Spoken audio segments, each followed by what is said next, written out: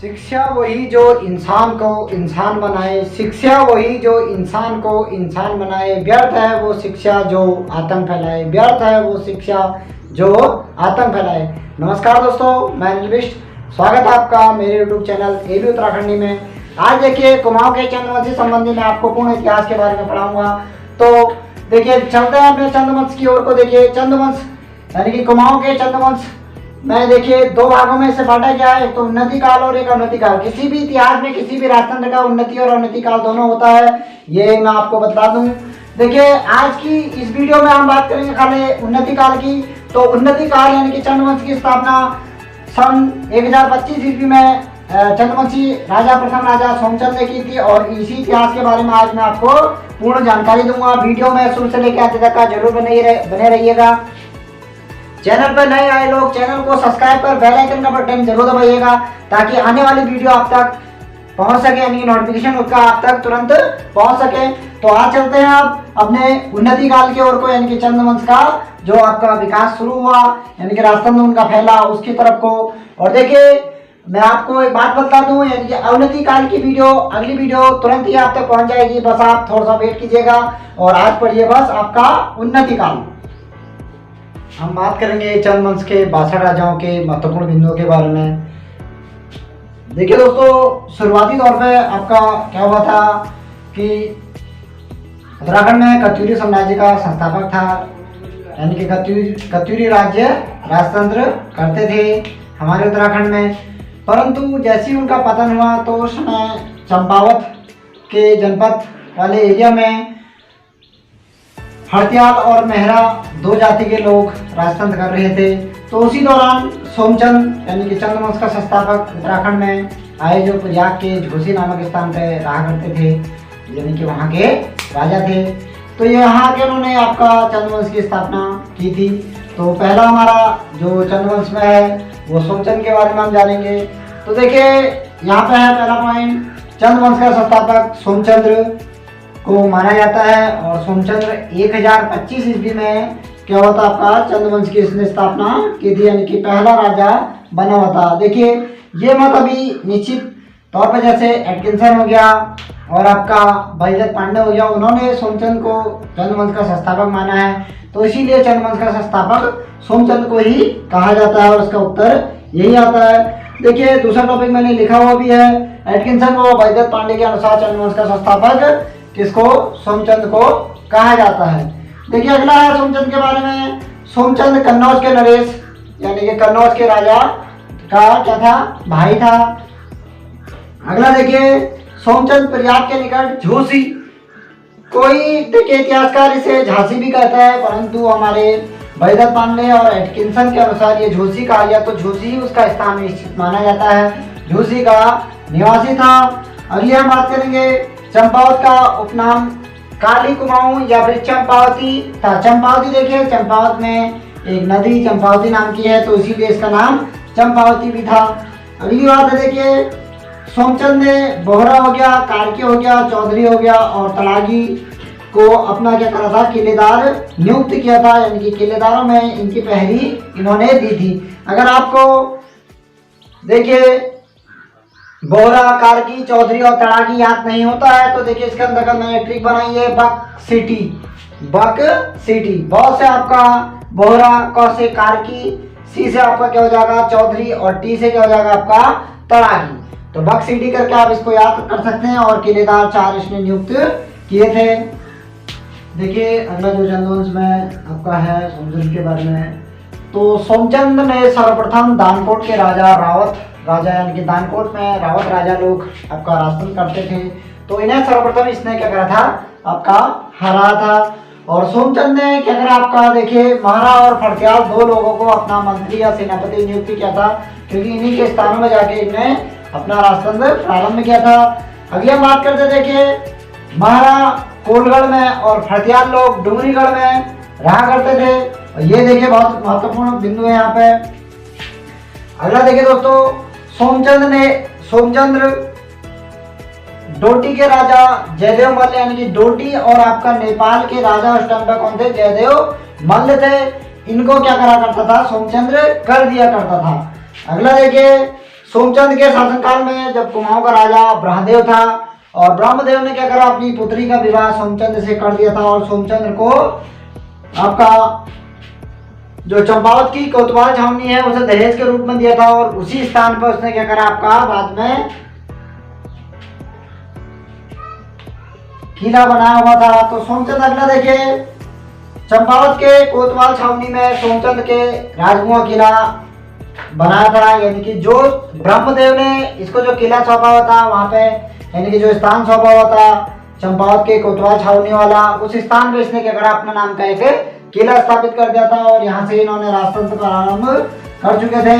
अगला चंद्रवंश का जो दूसरा राजा था वो आत्मचंद थे और तीसरा राजा आपका पूर्णचंद थे। अब चौथे राजा की हम बात करेंगे इंद्रचंद के बारे में।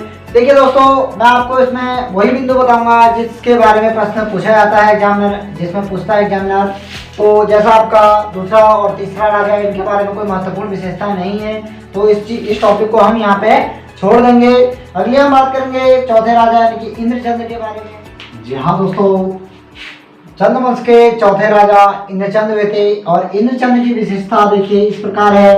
एटकिंसन के अनुसार इंद्रचंद ने रेशम उत्पादन व रेशमी वस्त्र बनाने का प्रारंभ किया था। देखिए रेशम यानी कि उत्तराखंड के कुमाऊं क्षेत्र में रेशम फसल का उत्पादन किसने किया था, इंद्रचंद ने किया था। और इसी ने ही कपड़े वस्त्र यानी कि रेशम से जो वस्त्र बनते हैं उसका प्रचलन भी इन्होंने ही किया था। और इंद्रचंद के बारे में देखिए, इंद्रचंद ने चीन से व्यापार संबंध स्थापित किए थे। देखिए विशेषकर चीन से ही व्यापार संबंध स्थापित करने के पीछे रीजन ये था कि सबसे पहले विश्व में सबसे पहले रेशम उत्पादन चीन में हुआ था और इसीलिए इसने क्या करा, आपका चीन से संबंध बनाए हुए थे, व्यापार संबंध, और ये वहीं से ही आपका रेशम की खेती को लेकर आए थे। अगली हम बात करते देखिए, इंद्रचंद के बाद संसार चंद हो गया, सुधा चंद हो गया और हरिचंद और वीणाचंद, ये राजा गद्दी पर बैठे थे क्रमानुसार। और वीणाचंद की विशेषता देखिए क्या है कि वीणाचंद को कुमाऊं का बिलासी राजा कहा जाता है। बहुत बार एग्जामिनर प्रश्न पूछता है कि कुमाऊं का बिलासी राजा किसे कहते हैं, तो कुमाऊं का बिलासी राजा आपका वीणाचंद को कहा जाता है। और वीणाचंद के बाद गद्दी पर कौन बैठे थे, वीरचंद कुमाऊं का शासक बना था। वीरचंद के समय में देखिए एक विशेष घटना, यानी कि नेपाल के राजा अशोक चंद ने 1191 ईस्वी में आक्रमण किया था और ये हमें त्रिशूल लेख से प्राप्त होता है इसके बारे में कि 1191 ईस्वी में अशोक चंद ने आक्रमण किया और इस क्षेत्र में अशोक चंद ने पूर्ण अधिकार कर लिया था करके। अगली हम बात करते देखिए, वीरचंद के बाद नरचंद्र हो गया, त्रिलोकचंद्र हो गया और थोरचंद्र हो गए, ये गद्दी पर बैठे थे क्रमानुसार। अब हम बात करेंगे थोरचंद के बारे में। जी हाँ दोस्तों, अब हम बात करेंगे कुमाऊं के चंद्रवंशी यानी कि थोरचंद के बारे में। तो जो थोरचंद राजा बने थे वो 1262 ईस्वी में बने थे और 1262 ईस्वी में बनने के पीछे देखिए हर्षदेव हो गया और आपका महान इतिहासकार फ्रेजर के अनुसार जो थे कुमाऊं में चंद्रवंश के संस्थापक कौन थे, आपका थोरचंद थे। परंतु देखिए ये कुमाऊं में चंद्रवंश के प्रथम राजा नहीं थे। इसके पीछे तथ्य ये है कि ये डोडी के मल्ल राजाओं को इन्होंने कर देने से इनकार कर देता था, ये कर नहीं देते थे, तो तभी जाके इन्हें क्या कहा जाता, आपका कुमाऊं में चंद्रवंश का प्रथम स्वतंत्र राजा कहा जाता है। जैसे ये लिखा मैंने, कुमाऊं का प्रथम स्वतंत्र राजा कौन थे, थोरचंद थे। रीजन वही है आपका कि डोडी के मल्लों को इनने कर देना बंद कर दिया था। परंतु अगर कभी एग्जामिनर ये पूछ देता कि हर्षदेव जोशी के अनुसार और आपका महान कवि फ्रेजर के अनुसार कुमाऊं में चंद्रवंश के प्रथम राजा कौन थे, यानी कि चंद्रवंश की स्थापना किसने की थी, तो थोरचंद उस टाइम आपका आंसर होगा। परंतु अगर वैसे ही सिंपल क्वेश्चन आ जाए कि चंद्रवंश का संस्थापक कौन था, तो आपका सोमचंद उसका करेक्ट और राइट आंसर होता है। देखिए इनके बाद गरुड़ ज्ञानचंद्र गद्दी पर बैठे थे। जैसे आपका 1365 से लेके आपका जो महान राजा यानी कि महान राजाओं की बातें चलेगी यहाँ, तो 1365 से लेके 1420 तक का गरुड़ ज्ञानचंद्र का आपका राशन यानी रहा था इन्होंने। और अगला देखिए बात करते हैं हम, यह पहला राजा था जिसने जो दिल्ली के दरबार में गया हुआ था। और दिल्ली दरबार में उस टाइम में देखिए तुगलक वंश के संस्थापक फिरोज शाह तुगलक गद्दी पर बैठे हुए थे, यानी कि तुगलक वंश के तृतीय राजा। जैसे तुगलक वंश की स्थापना गयासुद्दीन तुगलक ने की थी और गयासुद्दीन तुगलक के बाद मोहम्मद बिन तुगलक गद्दी पर बैठे थे। और मोहम्मद बिन तुगलक यानी कि मोहम्मद बिन तुगलक की मृत्यु आपका सन 1451 ईस्वी में हुई थी और 1451 के बाद आपका गद्दी पर फिरोज शाह तुगलक बैठ गए थे। तो फिरोज शाह तुगलक के टाइम पे ये दिल्ली दरबार में गए हुए थे। और देखिए गरुड़ ज्ञानचंद्र को गरुड़ की उपाधि किसने दी थी? फिरोज शाह तुगलक जी ने गरुड़ की उपाधि ने दी थी, इसीलिए इन्हें गरुड़ ज्ञानचंद्र कहा जाता है। और देखिए गरुड़ ज्ञानचंद्र का जो राज्यवाहक चिन्ह था वो गरुड़ था और ये विष्णु भगवान के उपासक थे। अगला देखिए सौर का विजेता किसे कहा जाता है? आपका गरुड़ ज्ञानचंद्र को सौर का विजेता कहा जाता है, बहुत महत्वपूर्ण है। देखिए ये अब हम बात करेंगे भारतीय चंद की इसके बारे में। जी हाँ दोस्तों, अब हम बात करते हैं कुमाऊं के चंद्रवंशी राजा भारती चंद के बारे में। देखिए भारती चंद का उल्लेख यह है, उनके भारती चंद सन 1437 ईस्वी में राजा बने थे। और भारती चंद के क्या है आपके कुमाऊं के अंतर्गत पवाड़े इनके प्रसिद्ध, यानी कि इनकी कहानियां बाल बच्चों को सुनाई जाती है। अगला देखिए चंद्रवंश का सबसे पराक्रमी राजा कौन था? आपका भारती चंद है। इसके पराक्रमण के पीछे मैं थोड़ी देर में आपको आपसे बताता हूँ। इसने डोटी पर आक्रमण किया था और डोटी के आक्रमण में इन्होंने 12 साल का डेरा वहीं डाल दिया था। इनके डोटी के मल्ल जो राजा थे उनके अगल बगल में आक्रमण करके 12 साल तक वहां डेरा डाल दिया था। इसी कारण इसे क्या कहते हैं? चंद्रवंश का सबसे पराक्रमी राजा कहा जाता है। और देखिए डोटी के पीछे आशय ये था कि डोटी के राजाओं को ये चंद्रवंशी लोग कर दिया करते थे, परंतु उनके अधीन रहा करते थे। तो अधीनता स्वीकार न करने के कारण भारती चंद ने ये सब कदम उठाए थे। अगला है इसकी सेना का पहला पड़ाव आपका कहाँ था? कटकुनौला। और दूसरा पड़ाव कहाँ था? बालीचौड़ में स्थित था। पहला पड़ाव कटकुनौला यानी कि कटुनौला और दूसरा पड़ाव आपका बालीचौड़ में इसने पड़ाव बनाया हुआ था जो ये आक्रमण के लिए। अगली बात करते देखिए सन 1451 और 52 में इसने क्या करा? डोटी पर पूर्ण रूप से अधिकार कर लिया। यानी कि जो डोटी पे इसने आक्रमण किया था आपके सन 1439 ईस्वी समथिंग में इसने क्या करा था? डोटी पर आक्रमण किया था। अगला बात करते हैं हम नायक जाति के लोग चंद्रवंश की क्या थी? अवैध संतानें थी। इस दौरान देखिए ये घटना हुई थी जो 12 वर्षों में, इस दौरान एक नायक जाति उत्पन्न हुई थी और ये नायक जाति क्या थी? आपका चंद्रवंशी राजाओं की अवैध संतान मानी जाती है। ये भी महत्वपूर्ण प्रश्न है। अब देखिए दोस्तों भारती चंद के बाद हम बात कर लेते हैं किसकी? भीष्म चंद की। देखिए भीष्म चंद का जो शासन था वो 1512 से लेके 1530 ईस्वी तक का था। और भीष्म चंद के बारे में देखिए महत्वपूर्ण तथ्य ये हैं, इसने अपनी राजधानी चंपावत से हटाकर कहाँ बना दी थी? अल्मोड़ा स्थानांतरित कर दी थी। और अल्मोड़ा के खगबरा किले का निर्माण किसने किया था? आपके भीष्म चंद ने अल्मोड़ा में खगबरा किला बनाया था। अगली हम बात करते हैं चंपावत के बालेश्वर मंदिर से क्राचल देव के। देखिए क्राचल देव का आक्रमण पूछा जाता है कि कब किया था? क्राचल देव नेपाली थे ये। क्राचल देव ने सन 1223 ईस्वी में उत्तराखंड में आक्रमण किया था। और इसी में देखिए बालेश्वर मंदिर यानी कि कहाँ स्थित है? चंपावत में है। इसमें एक अभिलेख है। इस अभिलेख के दौरान क्या कहा गया आपका कि 1223 ईस्वी में क्राचल देव ने उत्तराखंड में आपका आक्रमण किया था। और इसी अभिलेख में बताया गया है कि उत्तराखंड के यानी कि कुमाऊं क्षेत्र के 10 मांडलिक राजाओं का उल्लेख है कि 10 छोटे छोटे राजा इस क्षेत्र में अधिकार कर रहे थे, ये बोला गया है। ये नया प्रश्न देखिए, इसको ध्यानपूर्वक देखना कि 10 मांडलिक राजा। क्वेश्चन ये आता है कि चंपावत के बालेश्वर मंदिर में क्राचल देव के अभिलेख में कितने मांडलिक राजाओं का उल्लेख है? तो 10 मांडलिक राजाओं का इसके अंतर्गत उल्लेख है। अगली हम बात करते देखिए भीष्म चंद का उत्तराधिकारी कौन था? बालो कल्याण चंद्र था। और बालो कल्याण चंद्र इनका गोद लिया हुआ पुत्र था, क्योंकि आपका भीष्म चंद्र क्या थे? एक निसंतान थे, यानी कि उनकी कोई संतान नहीं हुई थी। अगली हम बात करते देखिए कल्याण चंद्र के बारे में। एक महत्वपूर्ण टॉपिक है खाली, कल्याण चंद्र के समय पे अल्मोड़ा राजधानी बनकर क्या हुई थी? तैयार हुई थी। देखिए राजधानी परिवर्तन किसने करी? भीष्म चंद्र ने करी। और उसके पुत्र के समय पे क्या हो गया आपका? कल्याण चंद्र के टाइम पे, बालो कल्याण चंद्र के समय पे आपका राजधानी अल्मोड़ा पूर्ण तरीके से बन गई। यहाँ दोस्तों अब हम बात करेंगे आपका रुद्रचंद के बारे में, जो रुद्रचंद का शासनकाल था वो 1565 से लेके 1597 ईस्वी तक का था और मुगल वंश के इस टाइम पे अकबर राजतंत्र कर रहे थे। तो देखिए इसमें पहला टॉपिक हमारा क्या है कि यह अकबर का समकालीन था और इसके और अकबर के अधीनता स्वीकार की थी। यह अकबर के समकालीन था, इसने क्या करी थी, अकबर की अधीनता स्वीकार की थी, यानी कि अकबर के अंतर्गत ये कार्य करता था।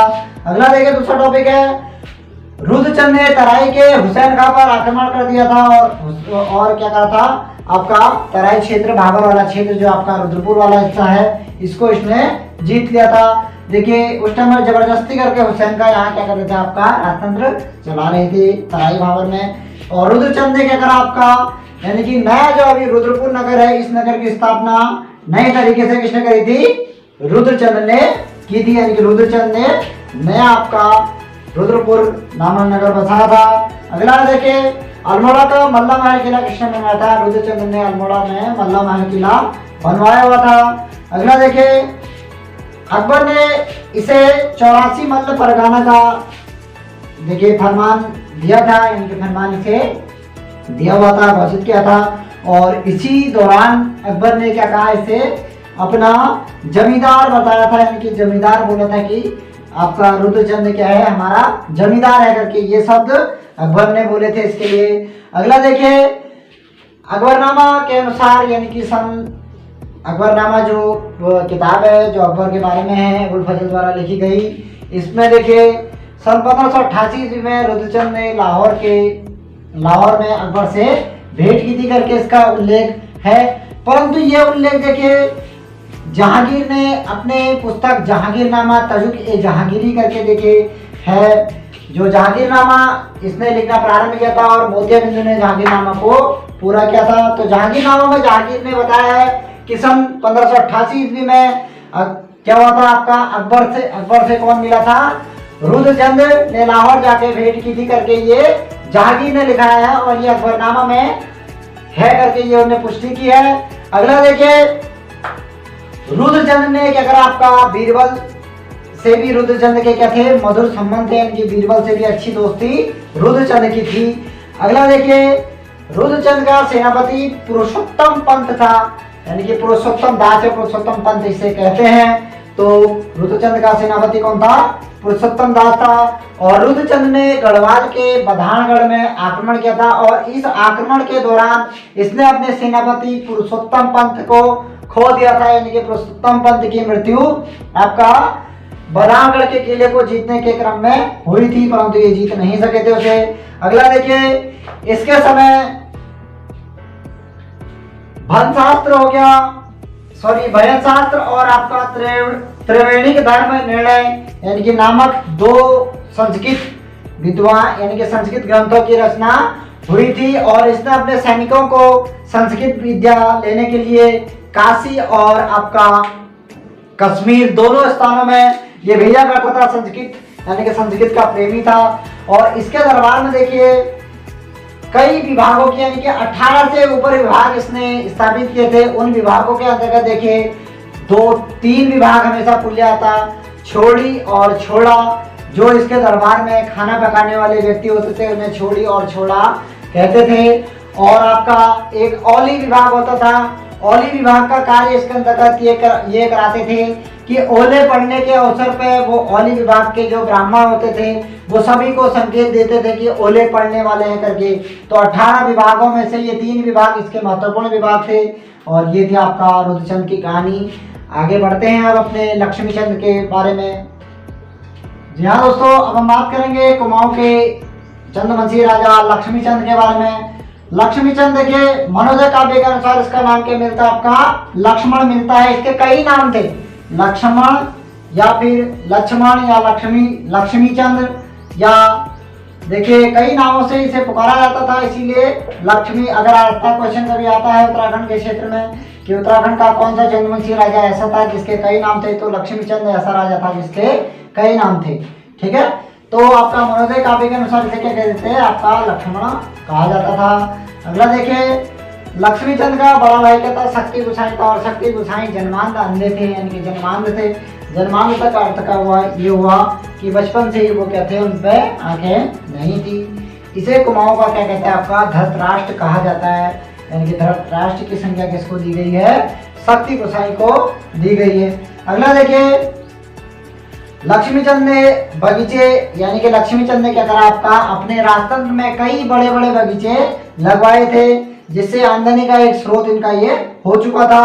अगला देखिए, इसे लकुली विराली के नाम से भी जाना जाता है। लकुली विराली का अर्थ ऐसे ये है कि गढ़वाल पे इसने क्या करा आपका, इसका जो नेक्स्ट टॉपिक ये है, ठीक है। लक्ष्मीचंद ने गढ़वाल पर क्या करा, 8 बार आक्रमण किया, परंतु 7 बार इसकी क्या हुई थी, हार हुई थी। 8वें युद्ध में ये क्या हुआ था आपका, जीता था। यानी कि गढ़वाल का जो आपका सेनापति था खतड़वा सिंह को इन्हें मार दिया था। तो इसी कारण से, इसी रीजन से कुमाऊं में आपका क्या बनाया जाता है, खतड़वा त्योहार मनाया जाता है। ये आपका जो घटना थी वो सन 1605 यानी कि अकबर की मृत्यु के समय की ये घटना आपका, इस युद्ध, ये आपका 8वां युद्ध सन 1605 ईस्वी में हुआ था और 8वें युद्ध में इसकी जीत हुई थी। अगला देखिए, लक्ष्मीचंद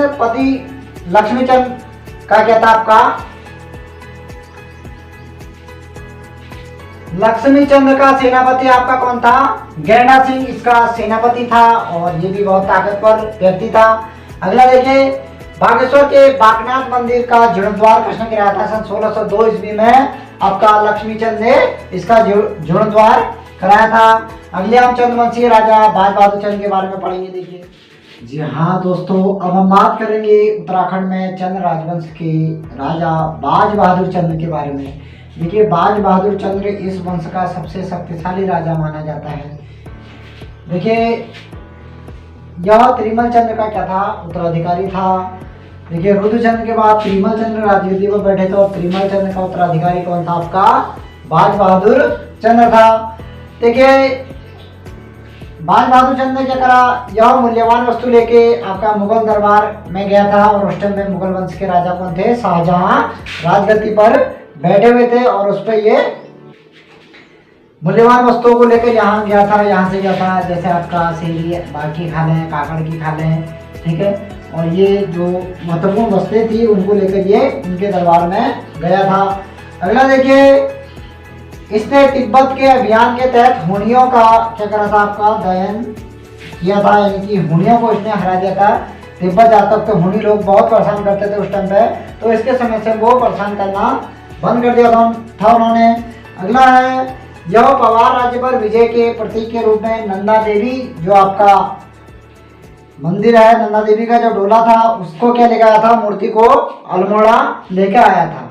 अल्मोड़ा में इसने नंदा देवी की मूर्ति को स्थापित करा था और ये इसने किस लिए करा था कि पवार वंश पे हमने राज्य विजय पाया करके, इसलिए इस कारण इसने ये करा था। बहुत बार क्वेश्चन आता है कि नंदा देवी की मूर्ति को कौन अल्मोड़ा में लाया था, तो बाज बहादुर चंद्र इसे अल्मोड़ा लाया था। अगला देखिए, इसे बरस भयो 80 और बुद्धि भयो 80 के नाम से भी जाना जाता है, क्योंकि बूढ़ा व्यक्ति था, ये एक बूढ़ा राजा था, इसीलिए इसके यहाँ पे देखिए एक यानी कि आना बनाया है।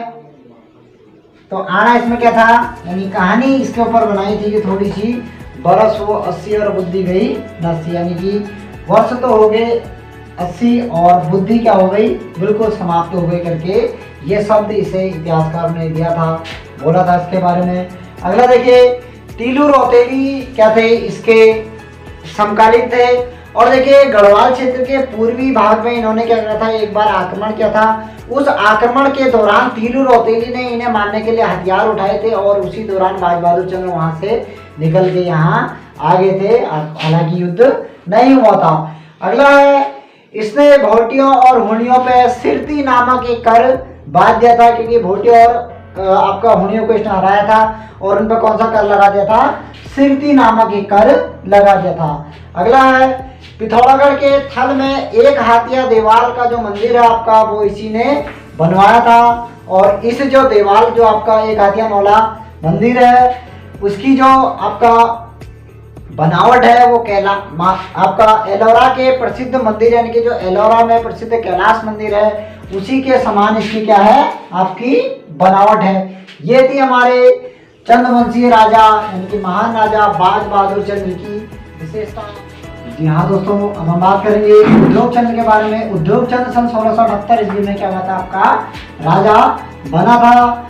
जो ये क्या था आपका तपस्वी, यानी तपस्वी साधक था, तपस्या ये करा करता था। अगला भारती चंद्र के बाद दूसरा चंद्रवंशी राजा जिसने आपका डोडी के मल्लों पर क्या करा था, आपका आक्रमण किया था, वो कौन थे, आपका उद्योग चंद्र था।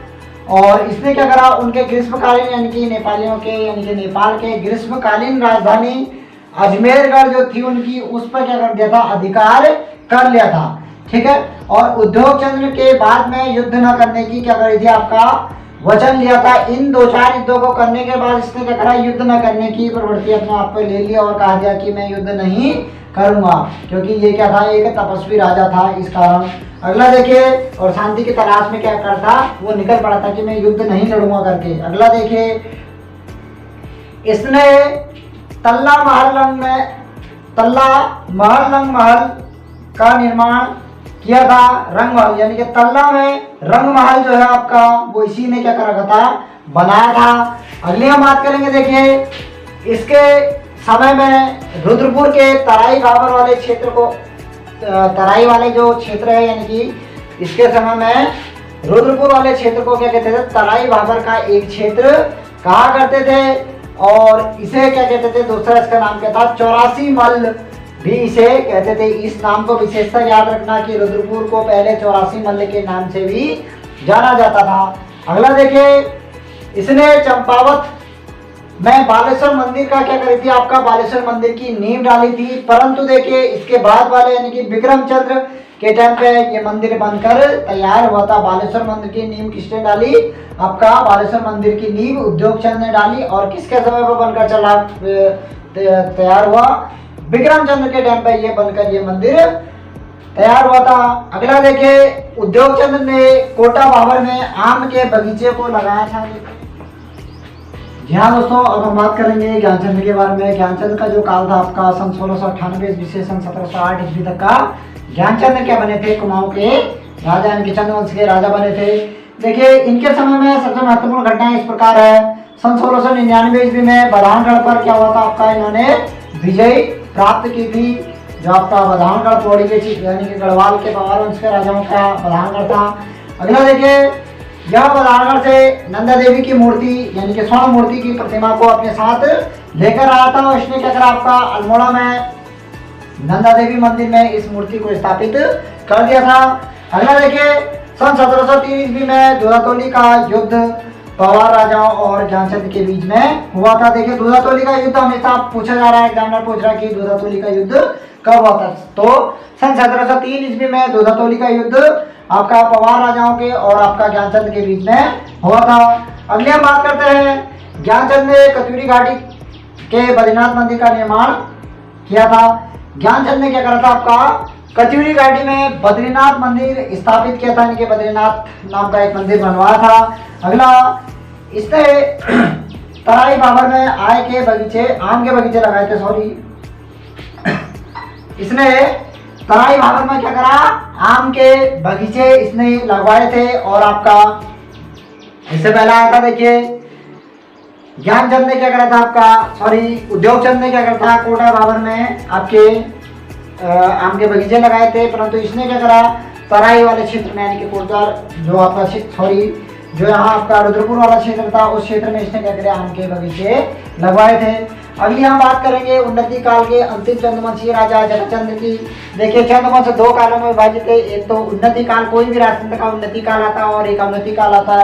तो जगतचंद्र के बाद अवनति काल प्रारंभ हो गया था, तो उसकी वीडियो हम अगले में देखेंगे।